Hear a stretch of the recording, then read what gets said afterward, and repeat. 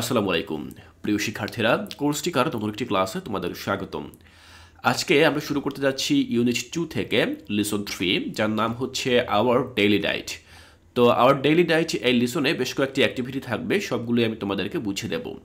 এই লিসনের উপরে প্রথম আজকের এই ক্লাসে আমরা এ নম্বর যে অ্যাক্টিভিটি রয়েছে সেটি আমরা পড়ব।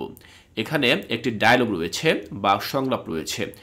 এখানে মিসেস রেহানা তিনি তার শিক্ষার্থীদের সাথে কথা বলছেন খাবার নিয়ে বা ডেইলি ডায়েট এই বিষয়গুলো নিয়ে।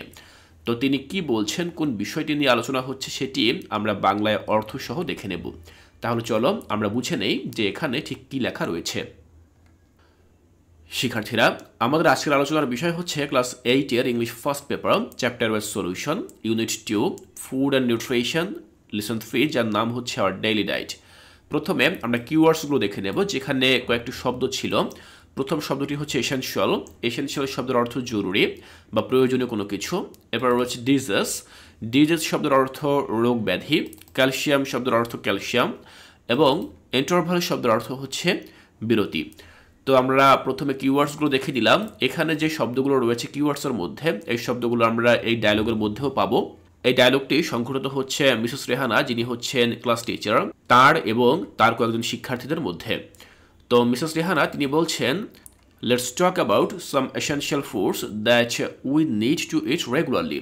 চলো এবার কথা বলা যাক কিছু এসেনশিয়াল ফুডস বা কিছু প্রয়োজনীয় খাবার সম্পর্কে, that we need two it regularly, যেগুলো আমাদের প্রতিদিন খাওয়া প্রয়োজন। For our good health we must choose the right food in our daily diet.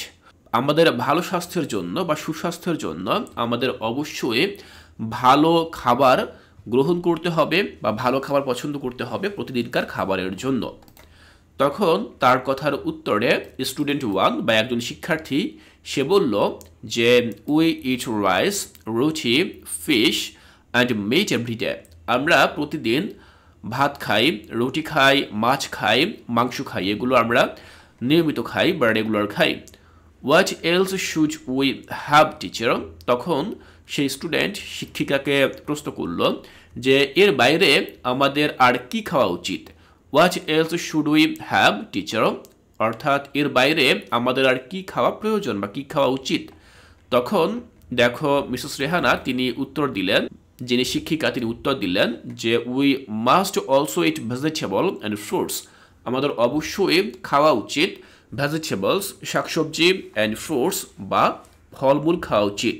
They contain a lot of vitamins and minerals. এই সকল খাবারে প্রচুর পরিমাণে ভিটামিন থাকে, মিনারেলস বা খনিজ থাকে। The keep our body free from disease. এই যে খাবারগুলো এগুলো আমাদের শরীরকে বিভিন্ন ডিজিজ বা রোগ ব্যাধি থেকে মুক্ত রাখে। They are also good for our skin and overall health.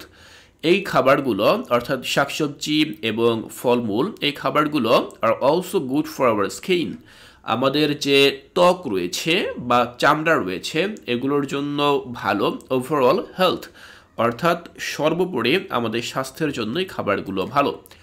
তখন দেখো স্টুডেন্ট 2 অর্থাৎ দ্বিতীয় স্টুডেন্ট সে আবার প্রশ্ন করলো যে should we have anything else? এর বাইরে কি আর কোনো কিছু আছে যা আমাদের খাওয়া উচিত? তখন মিস রেহানা শিক্ষিকা তিনি উত্তর দিলেন শিওর, অর্থাৎ নিশ্চিতভাবে আরও আছে। সেগুলো কি? দেখো তিনি বললেন যে we need to drink milk everyday. আমাদের প্রতিদিন দুধ খাওয়া প্রয়োজন। Milk is highly rich in calcium. Milk calcium দ্বারা সমৃদ্ধ। It's good for our healthy growth. এই খাবারটা আমাদের স্বাস্থ্যবানভাবে বেড়ে ওঠার জন্য ভালো। It's make our bones and teeth strong as well. এই দুধ আমাদের বোনস মানে হচ্ছে শরীরের হাড়, তো শরীরের হাড়কে শক্তিশালী করে। অ্যান্ড টিথ আমাদের যে দাঁত রয়েছে, মুখের ভেতরে যে দাঁত থাকে সে দাঁতগুলোকেও শক্তিশালী করে। Must drink pure water at regular intervals too. তিনি এখানে দুধের পাশাপাশি পানির কথা উল্লেখ করেছেন। আমাদের অবশ্যই পিওর ওয়াটার বা বিশুদ্ধ পানি খাওয়া উচিত, পানি পান করা উচিত অ্যাট রেগুলার ইন্টারভালস মানে নিয়মিত বিরতিতে বা নির্দিষ্ট বিরতিতে আমাদের প্রতিদিন বিশুদ্ধ পানি পান করা উচিত। It's essential for our body. এটা আমাদের শরীরের জন্য প্রয়োজনীয়। We can't live without drinking water.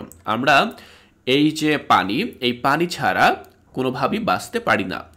তো শিক্ষার্থীরা আমরা দেখে নিলাম এখানে মিস রেহানা এবং তার শিক্ষার্থীদের মধ্যে একটি কথোপকথন, যার মধ্য দিয়ে আমরা আমাদের দৈনন্দিন জীবনে যে সকল খাবারগুলো খাই সেই খাবারের সম্পর্কে সংক্ষিপ্ত একটি আলোচনা পেলাম। আমি আশা করছি আমাদের যে ডেইলি ডায়েট কীরকম হওয়া উচিত সেটি তোমরা এই ডায়লগটি থেকে বুঝতে পেরেছ। শিক্ষার্থীরা, এর পরবর্তী ক্লাসে আমরা চলে যাব এর পরবর্তী যে অ্যাক্টিভিটি বি নম্বর। এখানে একটি ছক রয়েছে, এই ছকটি তোমরা কিভাবে সমাধান করবে তা আমি এর পরবর্তী ক্লাসে তোমাদেরকে বুঝিয়ে দেব। তাই কোর্সটিকে এর পরবর্তী ক্লাসগুলো দেখার আমন্ত্রণ জানিয়ে আজকের এই ক্লাসটি এখানেই শেষ করছি।